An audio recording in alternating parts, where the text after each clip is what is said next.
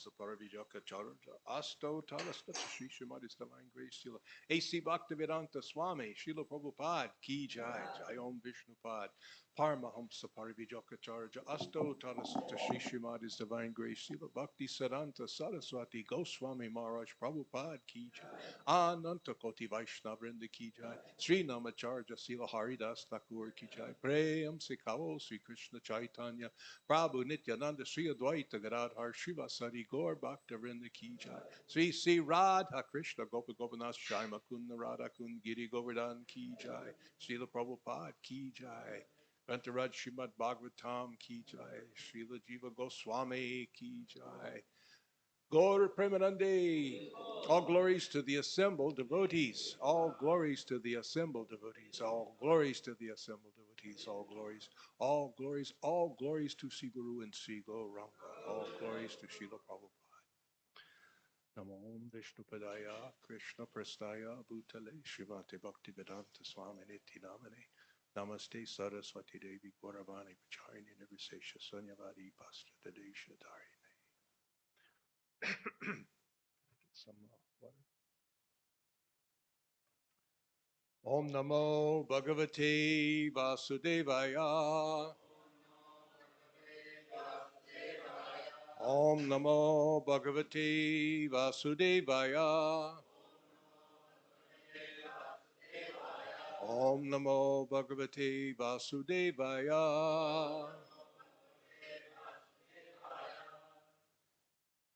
So, good morning to everyone. Thank you for coming.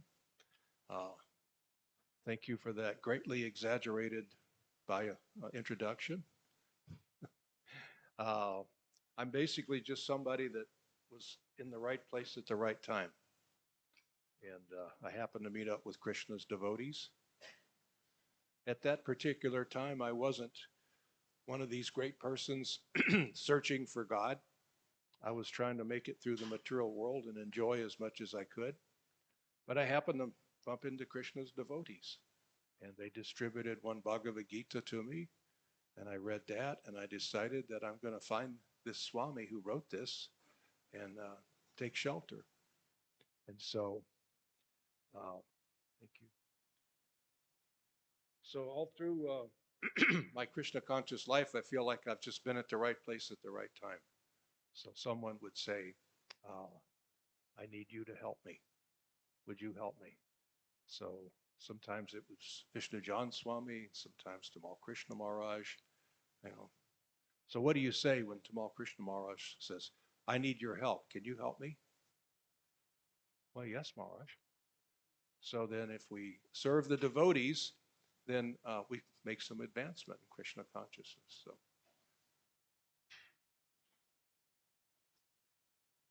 But basically, I'm just a lucky guy. Nothing special, I guarantee you. So today we're going to talk about Srila Jiva Goswami. And I thought that since I can't remember, I can remember, but I don't, at my age, I'm in my mid-70s, it's hard to remember dates and data. It's in my mind, but it's hard to pull it out. So I'm just going to read, and then we'll have some discussion. Let's read about Srila Jiva Goswami, quite an amazing personality. So, and stop me at any time if you have any questions or comments. So,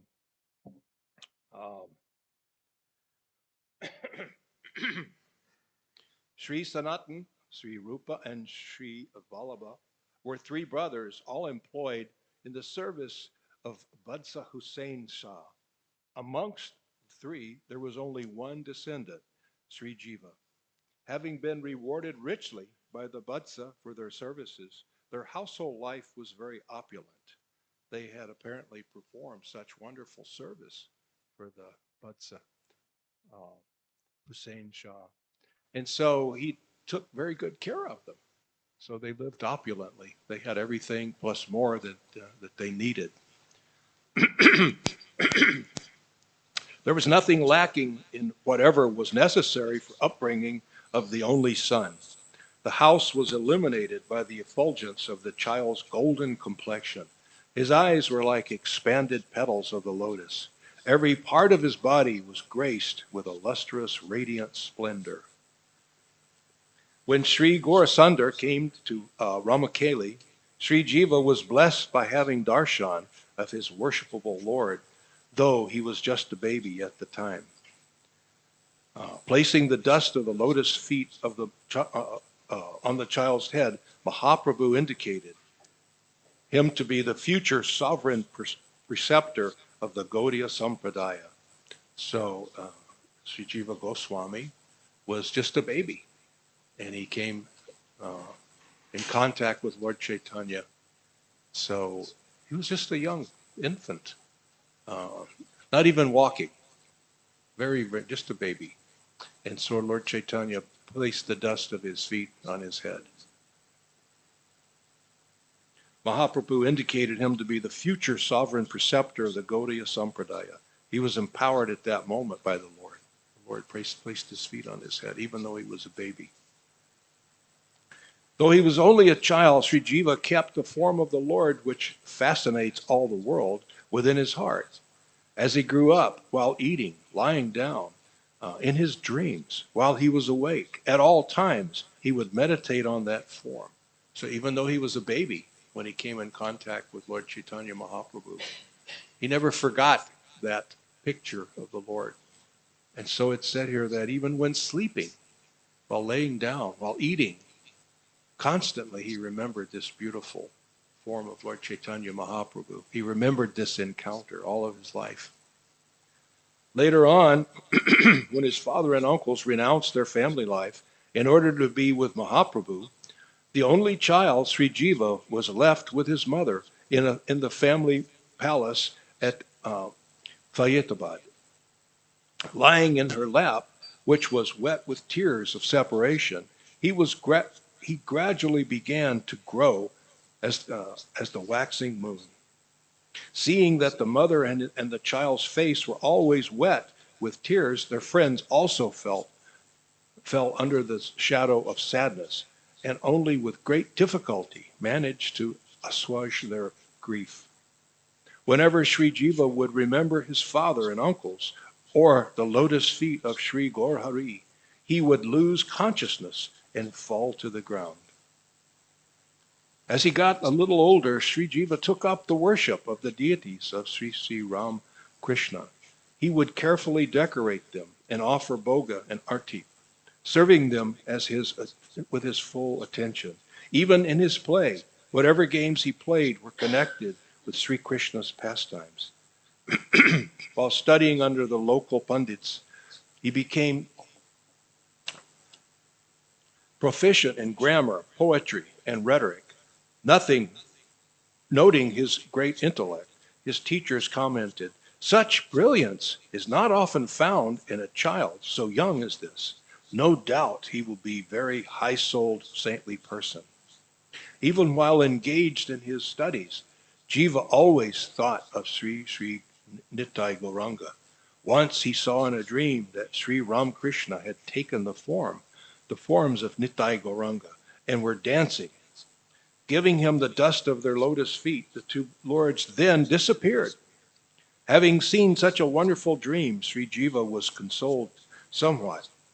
Then he began to think, when will I be able to crawl out of this well of family life and devote my full time and energy, my very self, to serving these two most magnanimous lords? But he was the only son of the family. Only in his company could his mother forget somewhat the pangs of separation in her heart. When Sri Jiva learned that his father had given up his life on the banks of the Ganga, he was completely unsettled. After that, his eyes were never dry. The family members and friends tried to console him, but to little avail. Family life had become the source of his utter sadness. Someone suggested to Jiva to go to Navadvip and bathe himself in the coolness emanating from the lotus feet of Lord Nityananda Prabhu, so that his mind and body, burning with grief, could be refreshed. Thus, Sri Jiva set out for Navadvip with a group of pilgrims. Nityananda Prabhu, the omniscient Lord, could understand that Sri Jiva was on his way to Navadvip. Therefore, he also left for there from Kolkata. After a few days, Jiva arrived at Navadvip. Seeing the beauty of that place, he was charmed. Falling down on the ground, he offered his dandavats to Mother Ganges, inquiring from the villagers the directions to Mayapur. He learned that Nityananda Prabhu was residing at Srivas Pandit's house. At last arriving there, he fell down at the door to offer his dandavats. Nityananda Prabhu came out with Srivas Pandit and picked him up and embraced him, asking, "Are you the nephew of Sri Rupa and Sri Sanatan?" As an answer, Jiva again fell down on the ground at the lotus feet of Nityananda Prabhu. This time, Nityananda Prabhu brought him in the house and began to inquire after the welfare of his family in Faridabad. Then Sri Jiva was introduced to the devotees present in Navadvip. He offered his salutations at their lotus feet. Everyone was very happy to meet the nephew of Sri Rupa and Sanatan. That day, Sri Jiva received the remnants of Nityananda Prabhu's prasadam. The next day, the two of them came to Sachimata's house. Seeing the birthplace of Sri Gaurasundar, which was filled with such splendor, Sri Jiva was greatly pacified and fell down on the ground to roll in the dust. In the large courtyard, the devotees were singing songs, praising the glories of Sri Krishna Chaitanya Mahaprabhu.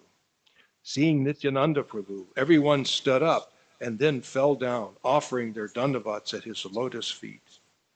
Then Jiva saw Sachimata sitting on the veranda, dressed in white silk chadar, with silk chadar around her shoulders. She looked radiant. The white of her hair blended with her white sari. Though her body trembled with old age and was very thin, still the courtyard was illuminated by her divine effulgence. Forgetting herself in remembrance of Sri Gaurasundar, she was sitting with eyes closed. Becoming aware that Nityananda Prabhu had arrived, she covered her head with her sari and called her servant, "Ishan, Sprida Spripad has arrived. Please wash his feet." After this was done, Nityananda offered namaskar to the mother of the Supreme Lord and took his seat. He then introduced Sri Jiva to her. Sachimata placed her hand on his head to bless him, and Sri Jiva floated in the ocean of happiness. Sachimata then requested the two of them to honor the Lord's prasadam. "Take prasad here at your mother's house today, my child." I offered their preparations in secret to Sri Gaurachandra. Sri Jiva spent some days with Nityananda Prabhu, touring the 9 islands of Navadvip in order to have darshan of the holy places of the Lord's pastimes there. Then, as ordered by Nityananda Prabhu, he set out for Kashi, Varanasi. At Kashi, he studied Vedanta under Sri Madhusudana Vachaspati, a disciple of Sarvabhauma Bhattacharya. The conclusions of Vedanta contained in Srimad Bhagavatam that were expounded by Sri Chaitanya Mahaprabhu to Sarvabhauma Bhattacharya in Puri had been in turn taught to the Bhattacharya by Madhusudan Vachaspati, who established a toll at Kashi. For him, Sri Jiva mastered the same conclusions.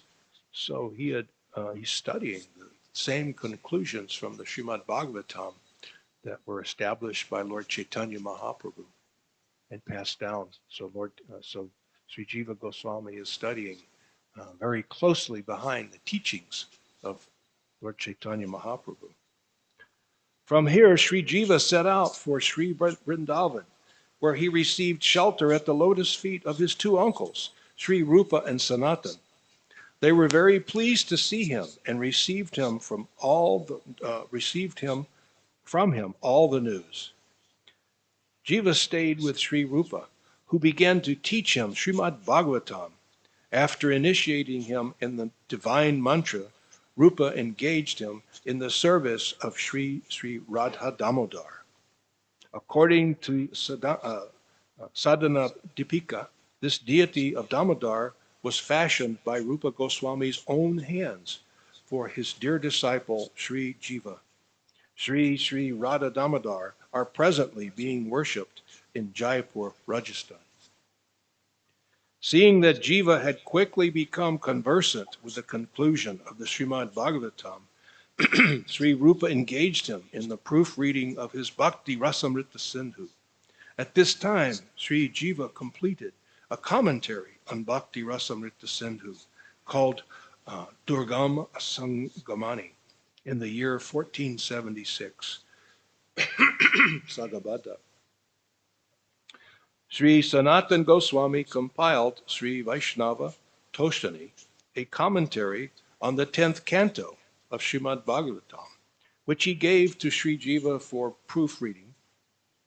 Under the order of Sri Sanatan, Sri Jiva compiled a commentary that named Lagu Vaishnava Toshani in the year 1500, Sagabda. His writings, along with those of Sri Rupa and Sri Sanatan, Sri Gopal Bhatta, Sri Raghunath Bhatta, Sri Raghunath Das, Sri Krishna Das, Sri Kashishwar Pandit, and Sri Madhu Pandit, completely captivated the learned men of that time. It was the beginning of a golden age of Sri Braj Dham. So can you picture what's happening here? This is the beginning of the golden age for Vrindavan. Vrindavan has been reestablished. It had been lost when Lord Chaitanya went there to find it and reestablish Vrindavan. And so this has been accomplished physically. So many places were physically reestablished, temples built, etc. So now the philosophy is being reestablished. It was started by Sri Chaitanya Mahaprabhu.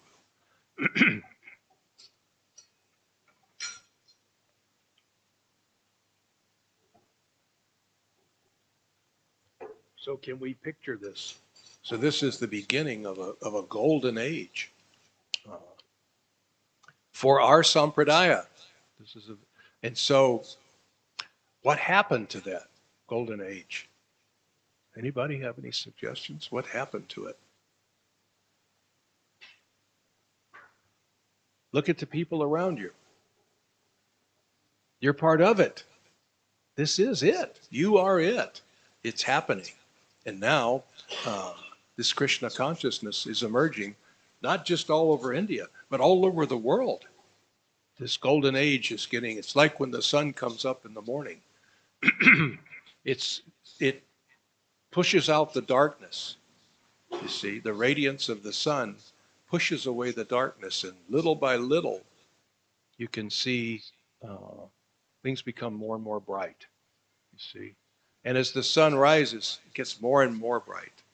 So we are part of this golden age of Lord Chaitanya Mahaprabhu. We are part of the rising sun, just like the sun comes up in the morning. This is you. You are part of it. Not that we get puffed up. Don't go out and tell everybody, hey, I'm pretty special here. No, we should remain humble. But you're very lucky people. Here you are in the right place at the right time. You see, if we had made a choice, we might have chosen to be somewhere else doing something else, right? We might have. But out of the mercy of Chaitanya Mahaprabhu, this is called causeless mercy. In other words, I didn't do anything to earn this. I don't even know how it happened. But here you are. You're part of this, the rising sun of this golden age. of Sri Chaitanya Mahaprabhu. You're establishing it for generations to come. So there's about 9,500 years left of this golden age. But you were there and you built part of it, a very important part of it. This temple is a very important part of it. You see, we should always remember, wherever we are, if we're at one of Prabhupada's temples, this is a very important part of Lord Chaitanya's movement.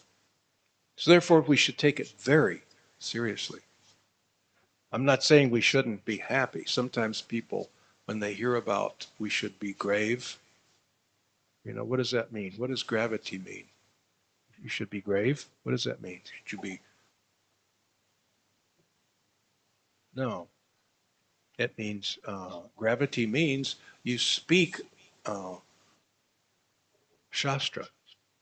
You speak Katha, Krishna Katha. You see?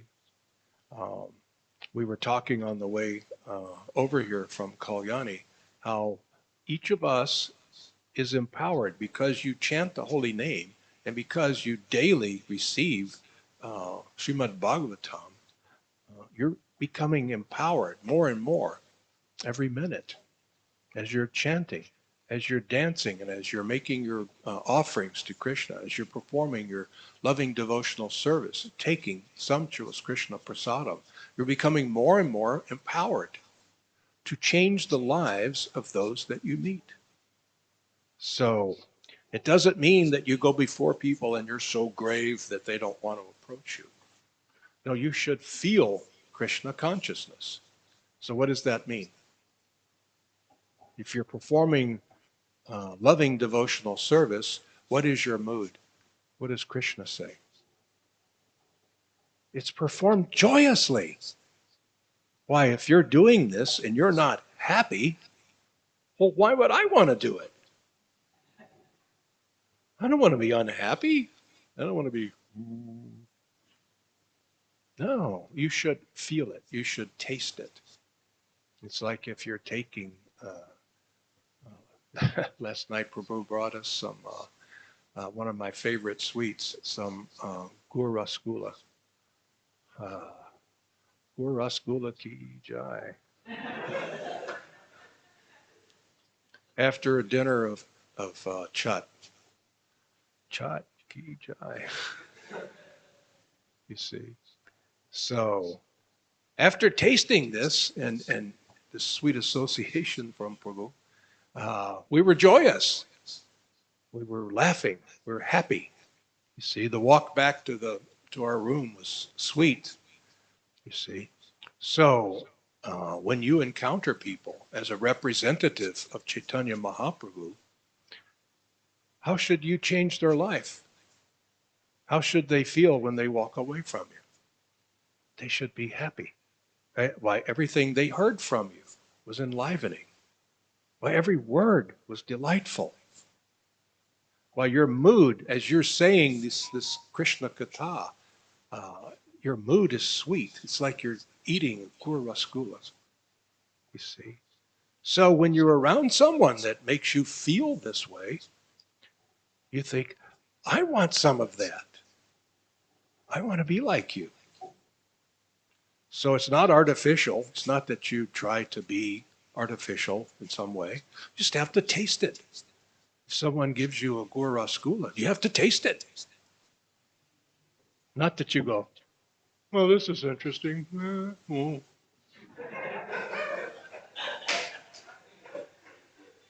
does that? You've got to be, only a robot would not be ecstatic. So when you give Krishna Katha, when you give the holy name to someone, if you're feeling and if you're tasting it, then they'll get that taste in their mouth too. They'll feel it. They'll think, oh, how sweet. So in public speaking, they teach that if you become very expert, public speaker, very expert, you could expect people to remember perhaps 35% of what you say.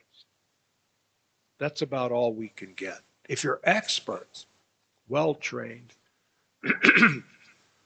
but they will always remember at least 90% of how you make them feel. Understand that? This is an important thing. All of us are preachers, so we're public speakers. We speak, and we speak to the public. Of course, we speak to one another. So people will remember a lot of what you say, but they're going to remember how you make them feel. So when you hear this recitation of Srimad Bhagavatam, Krishna Katha, when you hear the chanting of the holy name, how does it make you feel? Why, wonderful, right? And if it doesn't make you feel wonderful, you need to work on that. You need to listen a little bit more because it is wonderful. So then we should be able to feel that when we're encountering someone. So the devotee has that ability. People did not walk away from Srila Prabhupada feeling down in the dumps.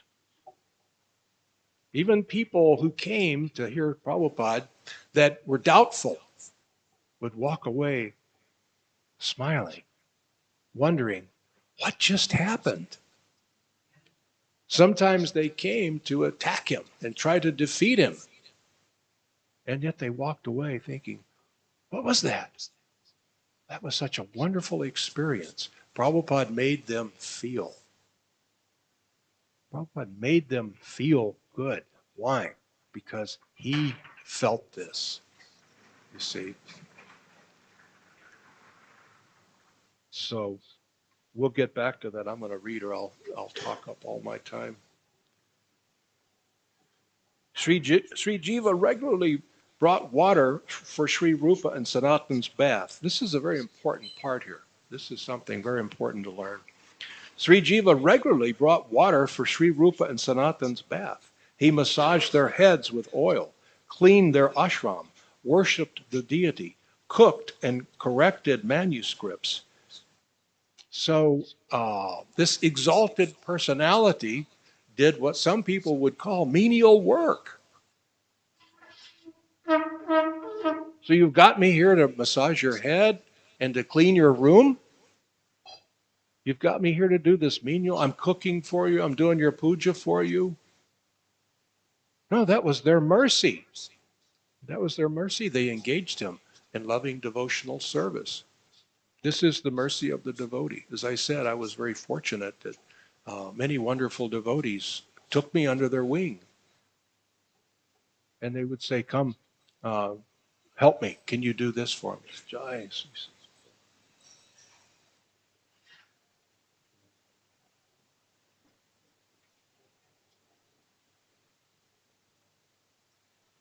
So we're very happy when we get to do some service. This is our life, you see. Even an exalted personality like Sri Rupa or Sri Jiva Goswami, he's happily doing this menial service. To us, it's the opposite of the material definition. It's not menial service. This is very wonderful service. We get to do this. We get to serve the devotee of the Lord. Right? This is greater than serving the Lord himself. And in some time, you become the one whose service is to accept service. You see? Sometimes it becomes like that. When one becomes guru, oftentimes his service is to accept service, whether he wants to or not. No one wants to accept service. You don't want to accept service, do you? It makes you very uncomfortable, doesn't it? But someday that will become your service, to accept service from your disciples and other devotees, you see. So we have to humbly accept. But we pass it on to our guru. So you're serving me, you're meaning to serve me, but it's actually going to my spiritual master. He hands it off to his spiritual master. You see, it goes up. So after the disappearance of Sri Rupa and Sanatan, Sri Jiva continued the tradition that they had inaugurated. Once, Sri Jiva traveled to Agra to debate with the Rajputs concerning the glories of Jamuna and Ganga rivers. He established that the Jamuna is more glorious than the Ganga, as the Ganga emanates from Krishna's lotus feet, whereas Jamuna is his own consort. Ever thought of that? At this, the Mughal emperor was very much satisfied and wanted to present him with something. Sri Jiva replied that he would accept some blank papers. So the emperor presented Shiva some stained paper. At that time, this was very rare, and most manuscripts were usually composed on leaves. There's also a legend that once when a Mughal emperor, possibly Akbar, wanted to confer something on the Goswamis of Vrindavan, they requested a farman, emperor's order, that no living beings would be killed within Braj. As a result of this, no king would come to hunt there anymore. The disciples of Lokanath Goswami, Nartam Das, Thakur, Mahasish, Sri Gopal Bhatta Goswami's disciple Srivasacharya Prabhu, and the disciple of Hriday Chaitanya Prabhu, Sri Shamananda Prabhu, were greatly favored by Srila Jiva Goswami. Under his tutelage, they received they studied all the literatures of the Goswamis after he sent them to preach this knowledge in Bengal. Srila Jiva Goswami composed many literatures. So there's a list of them here, but I'm not going to read it right now. So I'm going to discuss a little bit more about what we've covered. The attitude that Sri Jiva Goswami had was that I want to perform some loving service. I want to perform loving service to these great personalities that I encounter. And so here he was. He was drawing the bath, massaging their heads with oils, cooking, doing deity worship, cleaning their ashram, you see. So this, to a devotee, is not menial service. This cooking, cleaning, puja, this is exalted service. When we're serving the devotee, this is very exalted. So we have to learn to see like this. So, and we have to learn as we're serving, as we're performing our devotional service, that it is loving devotional service. Now, this is difficult in the beginning, isn't it? In the very beginning, when we take up Krishna consciousness, are you telling me that someone says, I need you to go clean the bathroom? Are you going to do that in a loving manner? You're like, okay. Why can't he do it? Okay, I'll do it. So that's not loving, is it?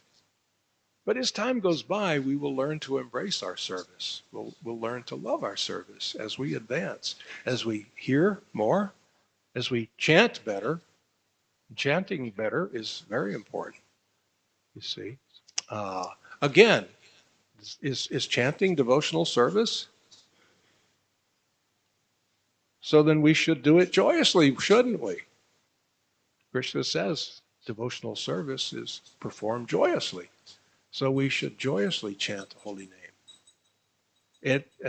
In the beginning, many times we find ourselves thinking, all right, let me see what time it is. Oh, okay. All right, I got to chant some. Hare Krishna, Hare Krishna, Rama Rama, Rama Rama, Hare Krishna, Rama Rama, Hare Krishna, Hare Krishna, Krishna Krishna, you know. So wrong. Graduate from that. It's joyous. No, I have the privilege of chanting the holy name. Slow it down a little bit, you know. Take the time factor out of it. Don't say, gee whiz, I've got until 6:45 to do X number of rounds. Don't think like that. I have the privilege of having some time when I can chant my japa. See? So I'm going to chant my japa, and I'm going to taste it, you see, as if it were a gur rasgula. You see, I'm going to taste it, and I'm going to chew it very slowly, you see. So enjoy it. Is that difficult? It might be in the beginning, but work on it. How do we get to enjoy? How do we get to enjoy eating a gur rasgula? Huh? By eating and slowing it down. Maybe you don't just.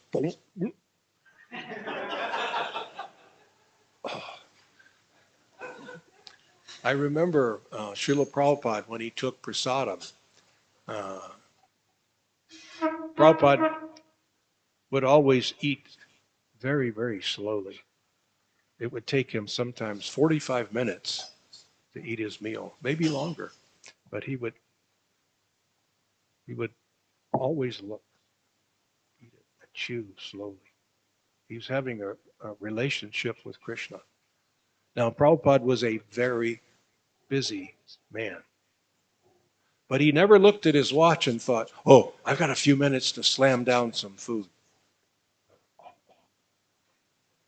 No, take it slowly, peacefully, peaceful mood. Generally alone. Generally. Sometimes he would have someone and no heavy conversation. Peaceful mood. If Prabhupada is having a relationship with Krishna in his chewing, in his eating, you see. I remember I was, in 1976, I was in Mayapur, and I was able to get upstairs to Prabhupada's room undetected. So I'm hanging around outside Prabhupada's room, knowing that when I'm detected, they may say, do you have any business here? Well, no. Well, then maybe you should go. And so right about that time, Tusta Krishna, at that time, Tusta Krishna Swami, came out of Prabhupada's room with Prabhupada's remnants. And he said, what are you doing here? With a smile. And I hesitated. He said, you're waiting for Prabhupada's remnants, aren't you? The mercy is for the bold. So he said, would you like some? And I said, yeah. So when Prabhupada would finish, he would take what was left in the bowls and he would dump it on his plate, all the different preparations, and then he would stir it. You know why? Why would he do that? What's the logic behind that? To keep us fools from committing offenses. When someone offers you prasadam, a maha prasadam, you don't say, oh, well, I don't like eggplant, but I like potato. I'll take the aloo, No, you take it. So Prabhupada would mix it up so that it would be like all combined, so that you would just take whatever is given. See, if it's mahaprasadam, you don't say, you see. So just Krishna Maharaj picked up a big handful of Prabhupada's remnants and he put them in my hand and I ate them very quickly. And then he looked at me, he said, you want some more, don't you? And I was like, He gave me another big handful. And as I remember, I think he gave me a sweet after that. But it was like, I ate enough to almost be like a meal, a small meal. He was just wanting to see the joy on my face. Somehow or other, you're bold enough to sneak up here. And somehow or other, Krishna opened doors so you could do it. It wasn't easy to just walk up to Prabhupada's room, you see. And so there I was. And he's giving me this. So he said, well, since you're here, let's make your trip worthwhile. Here you go. So this is the nature of a devotee. We should have this mercy, this sweetness. We should have that in our heart, and we should be able to share this with those that we meet, you see, and maintain it. So preaching is a process of establishing relationships, isn't it? But what if you have a glass for water and it has a hole in the bottom? And so you're filling it up, but the water is running out. It's not maintaining the water, you see. So relationships, we have to work very hard to establish relationships. Then we have to work even harder to maintain these relationships at whatever cost it takes. When we get someone who comes to our temple, we should greet them. You should be happy to see them. Happy. Thank you for coming. What is your name? How did you hear about us? Give them some nice prasadam. Give them Krishna Katha. Get them to chant. Make them feel happy. So they go away thinking, wow, that was a wonderful experience. They'll tell their friends, wow, last night I was at the Hare Krishna temple in Newtown. What an experience. You have to go. Will you come with me next Sunday? I'm going back. You see. So then, as time goes by, you have to work to maintain that relationship. You see, make it sweeter and sweeter. And you can do it because your relationship with Krishna and Guru is getting sweeter all the time, isn't it? Now, sometimes that sweetness may be growing slowly. Sometimes it'll grow tremendously quick, but it's always increasing. More and more, this relationship between the devotees and between Guru and Krishna is always getting sweeter. If we let it. So, and work on it. So, I think I've got just a few minutes for some questions or comments. Anyone? Yes, Prabhu?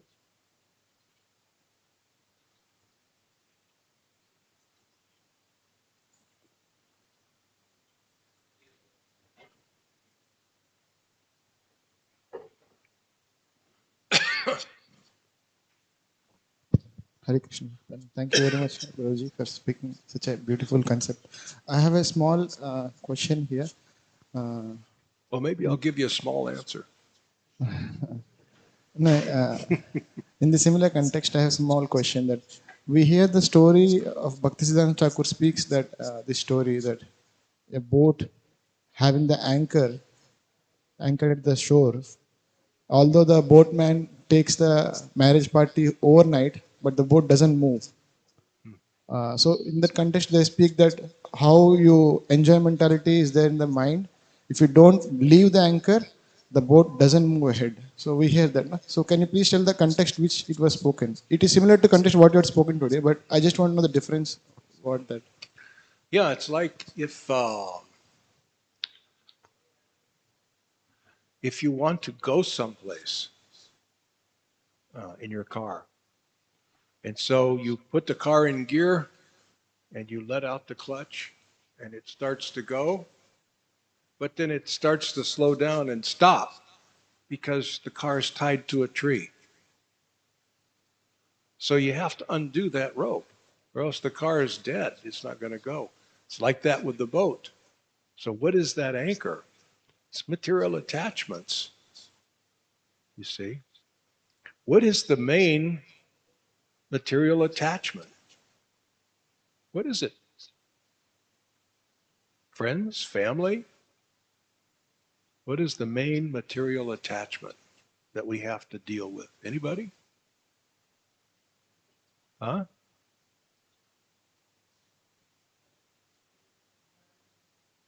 Yeah, yeah. It's this body. I'm attached to this silly body and everything that goes with it. You see, I want fame. I want profit. I mean, if I get enough profit, I'll get fame. If I get enough profit and fame, why somebody will adore me. Oh, how wonderful that is, huh? To be adored materially. Because I have money, I have fame, adoration, and then I'll be distinguished. Why so many people adore him. People will envy me. I'll be a big man. Big man. And I don't mean just this kind of big. I mean big. Everyone will know me. You see? So fame, profit, adoration, and distinction, even if it's little bits, you see, are enemies. And we have attachments to these things. So from that attachment to the body, we have attachment to so many different things, you see. We have to let those go. But before we concentrate on letting them go, we have to concentrate on accepting devotional service. If you accept devotional service and perform it lovingly and joyously, if you can get a change of heart, you kind of forget about those things that we're holding. You forget about those anchors, you see. So sometimes we have to focus on letting go of certain things. But more, we have to focus on accepting devotional service, you see, on accepting our sadhana, developing and maintaining good sadhana. Hearing, we have to hear.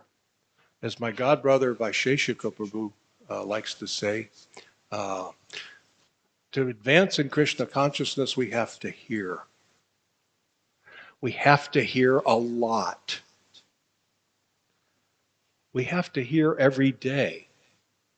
We have to hear a lot every day.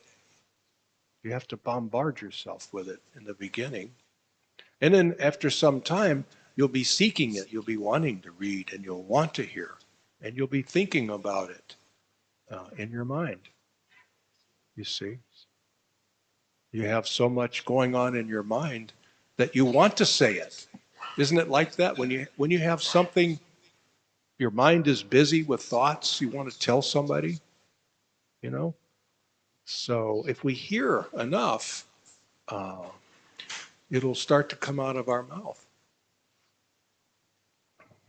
I can remember, I think it was 1980, I was in San Francisco with Tamal Krishna Maharaj, and we were having some meetings. 1980 was a part of a crazy time in ISKCON.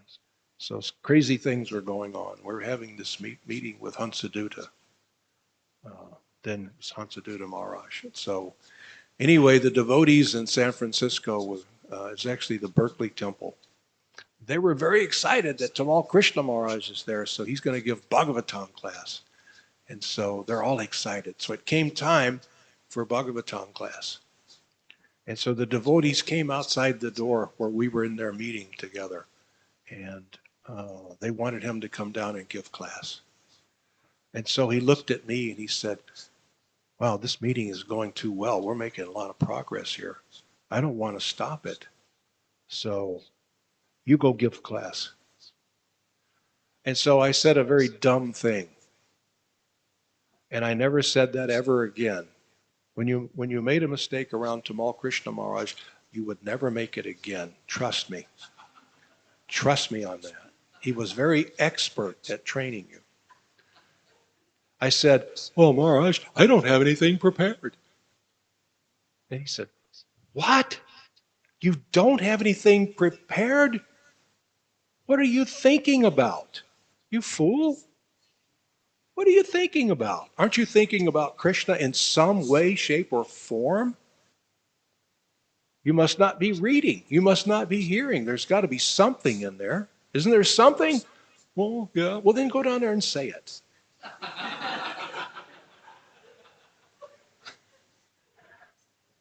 Yes, Maharaj. So then off I went. And he told me later, he said, you should always be giving class in your mind.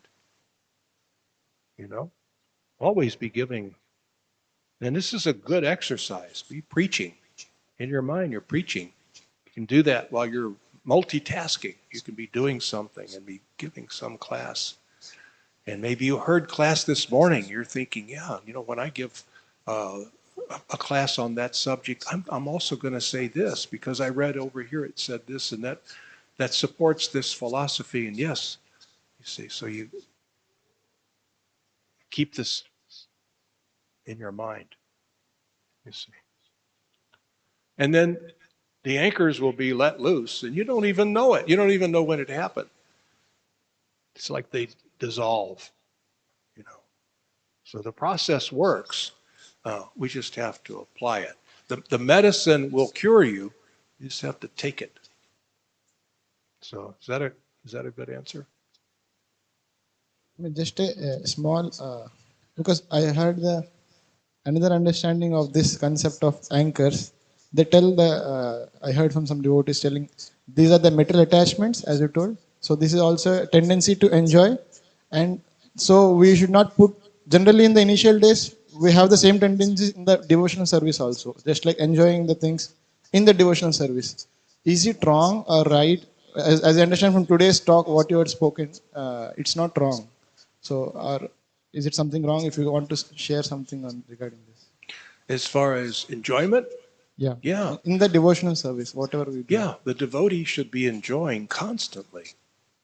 It's not that we're like Mayavadis who say, no enjoyment. You could enjoy, but I'm too advanced to enjoy. No, as you advance, your enjoyment goes up. More and more enjoyment is there, you see. But it is part of our service. The only true enjoyment is hearing and speaking and performing devotional service, hearing Krishna Katha, speaking Krishna Katha, doing loving devotional service. This is the only enjoyment. This is the nature of you, the Jivatma. This is you being you. And that's very refreshing for you to be you. You don't have to pretend to be a businessman or a banker or an Indian or an American. You don't have to pretend to be anything. This is just you being you, the part and parcel of Krishna, you see. And that's full of enjoyment. I mean, everything we do is enjoyment, isn't it? Why the songs we sing and the verses that we chant, the very nourishment that we take, this is great enjoyment, you see. So we're enjoying constantly because that's the nature of the soul. You're Sat Chit Ananda. Don't forget the Ananda. You know, even the impersonalists know that they're Sat. They know they're eternal. The Jnanis, they say, yes, knowledge, full of knowledge. But until you put it into the bhakti realm, you can't taste the Ananda, you see. And that's your right as part and parcel of Krishna. It's an eternal right. You've always had it. You'll always have that right to be blissful. And so we just have to perform the process properly, and we'll be happy. And so what happens when you're happy? You make people around you happy, don't you? Now what happens when you're not happy? You make people around you not happy. You see? So we need to taste the Ananda and share it with everyone. And it's not artificial. We don't have to make this happen. We have to let it happen. That's you being you.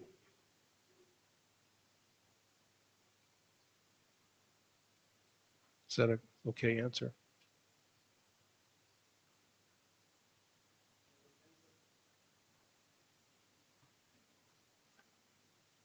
Okay, thank you, Prabhuji. Thank you. Thank you. Thank you. Good question. Anything else? Jai. All glories to Srila Prabhupada. All glories to Sri Jiva Goswami.